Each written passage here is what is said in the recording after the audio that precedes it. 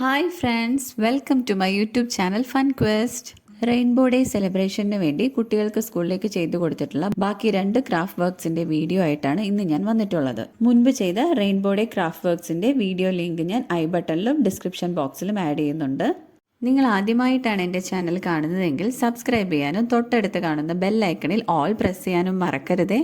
കൂടെ ലൈക്ക് ചെയ്യാനും ഷെയർ ചെയ്യാനും കമൻറ്റ് ചെയ്യാനും. അപ്പോൾ നമുക്ക് വീഡിയോ സ്റ്റാർട്ട് ചെയ്യാം. റെയിൻബോ കളർ പേപ്പേഴ്സ് ആഡ് ചെയ്തിട്ടുള്ള ഒരു വാൾ ഹാങ്ങിങ് ക്ലൗഡാണ് നമ്മൾ ആദ്യം ചെയ്യുന്നത്. കുറച്ച് colour papers, gum, pencil, scissors, sketch pen, ഇത്രയാണ് ഈ ഒരു ക്രാഫ്റ്റ് ചെയ്യാൻ നമുക്ക് ആവശ്യമായിട്ടുള്ള ആക്സസറീസ്. ആദ്യം തന്നെ വൈറ്റ് കളർ A4 ഷീറ്റിൽ കംപ്ലീറ്റ് ആയിട്ട് വരുന്ന ഒരു ക്ലൗഡ് നമുക്ക് ആദ്യം തന്നെ വരച്ചെടുക്കാം. ഈ ക്ലൗഡിനെ കട്ട് ചെയ്തെടുത്തിട്ട് അതേ സൈസിലുള്ള ഒരു കാർഡ്ബോർഡ് പീസ് കൂടെ കട്ട് ചെയ്തെടുക്കുന്നുണ്ട്.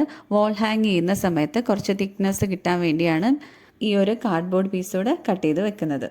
ക്ലൗഡിന് കുറച്ച് ഭംഗിയാക്കാൻ വേണ്ടിയിട്ട് ഈ വൈറ്റ് കളർ ക്ലൗഡിൻ്റെ ഷേപ്പിലേക്ക് നമുക്ക് ഐസും മൗത്തും ഒക്കെ വരച്ചു കൊടുക്കാം. അടുത്തതായി നമുക്ക് റെയിൻബോ കളേഴ്സിലുള്ള കളർ പേപ്പറുകളെ കട്ട് ചെയ്തെടുക്കുകയാണ് വേണ്ടത്.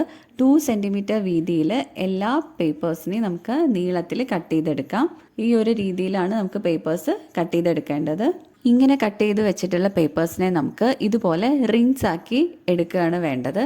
അതിനുവേണ്ടി A4 സൈസ് പേപ്പറിൻ്റെ നീളത്തിലുള്ള പേപ്പേഴ്സ് ആയിട്ടാണ് ഇപ്പോൾ നമ്മൾ കട്ട് ചെയ്ത് എടുത്ത് വെച്ചിട്ടുള്ളത്.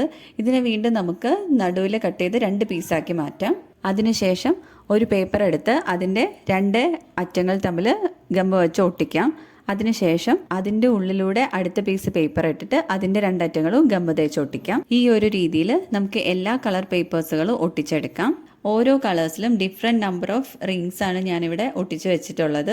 ഇനി നമുക്ക് ഈ റിങ്ങിൻ്റെ ഏറ്റവും മുകളിൽ വരുന്ന റിങ്ങിൽ ഒട്ടിക്കുന്ന സമയത്ത് ഒരെൻഡ് കുറച്ച് പുറത്തേക്ക് വെച്ച ശേഷം വേണം നമുക്ക് ഒട്ടിക്കാൻ. ഇത് ക്ലൗഡിലേക്ക് ജോയിൻ ചെയ്യാനുള്ള ഒരു പോർഷനായിട്ട് വേണം വെക്കാൻ. ഈ ഒരു രീതിയിൽ ഇപ്പം നമ്മൾ എല്ലാ കളർ പേപ്പേഴ്സിൻ്റെയും റിങ്സ് ഉണ്ടാക്കി എടുത്തു കഴിഞ്ഞു. ഇനി കട്ട് ചെയ്ത് വെച്ചിരിക്കുന്ന കാർഡ്ബോർഡ് പീസിൻ്റെ മുകളിലേക്കാണ് ഈ ഒരു റിങ്സ് എല്ലാം നമ്മൾ വിബ്ജിയോർ കളേഴ്സിൻ്റെ ഓർഡറിൽ ഒട്ടിച്ചു കൊടുക്കുന്നത്.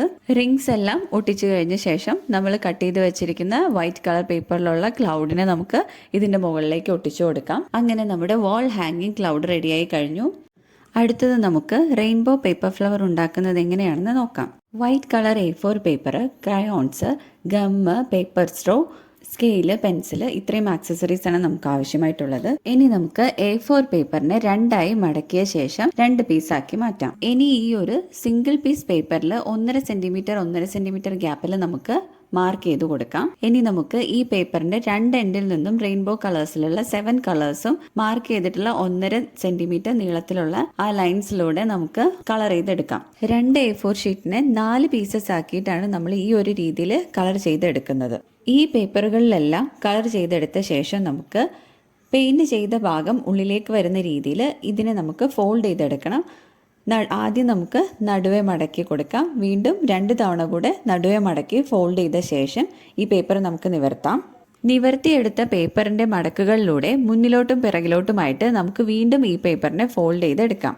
മുഴുവനായിട്ടും മടക്കിയെടുത്ത ശേഷം നടുവെ മടക്കി ഈ ഒരു രീതിയിൽ നമുക്ക് ഗമ്മ് യൂസ് ചെയ്ത് അവിടെ ഒട്ടിച്ചു കൊടുക്കാം.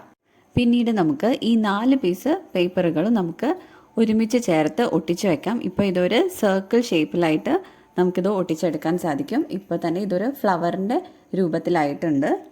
ഇനി നമുക്ക് ഈ ഒട്ടിച്ചെടുത്തിരിക്കുന്ന 4 പീസ് പേപ്പറുകളോടെ ജോയിൻ്റ് ആവുന്ന സെൻറ്റർ പോർഷനിൽ ബാക്ക് സൈഡിലായിട്ട് സർക്കിൾ ഷേപ്പിലുള്ള ഒരു ചെറിയ പീസ് കാർഡ്ബോർഡ് നമുക്ക് ഒട്ടിച്ചു കൊടുക്കാം. അതൊന്ന് സ്റ്റേബിളായി നിൽക്കാൻ വേണ്ടിയാണ് നമ്മൾ ഇങ്ങനെ കാർഡ്ബോർഡ് പീസ് വെച്ച് ഒട്ടിച്ചു കൊടുക്കുന്നത്.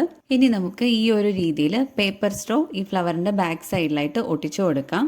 ഫ്ലവറിൻ്റെ ഫ്രണ്ട് ഭാഗത്തുള്ള സെൻറ്റർ പോർഷനിൽ കുറച്ച് ഭംഗിയാക്കുന്നതിന് വേണ്ടിയിട്ട് ആ സെൻറ്ററിൽ കുറച്ച് ഗമ്മ് ഇട്ട് കൊടുത്തിട്ട് അവിടെ കുറച്ച് ഗിൽറ്റ് കൂടെ ഇട്ട് കൊടുത്തിട്ട് അതൊന്ന് സെറ്റ് ചെയ്തെടുക്കാം. അങ്ങനെ നമ്മുടെ റെയിൻബോ പേപ്പർ ഫ്ലവറും കൂടെ സെറ്റ് ചെയ്ത് കഴിഞ്ഞു. വീഡിയോ ഇഷ്ടമായെങ്കിൽ എല്ലാവരും ലൈക്ക് ചെയ്യാനും ഷെയർ ചെയ്യാനും കമൻറ്റ് ചെയ്യാനും മറക്കരുതേ. Thanks for watching.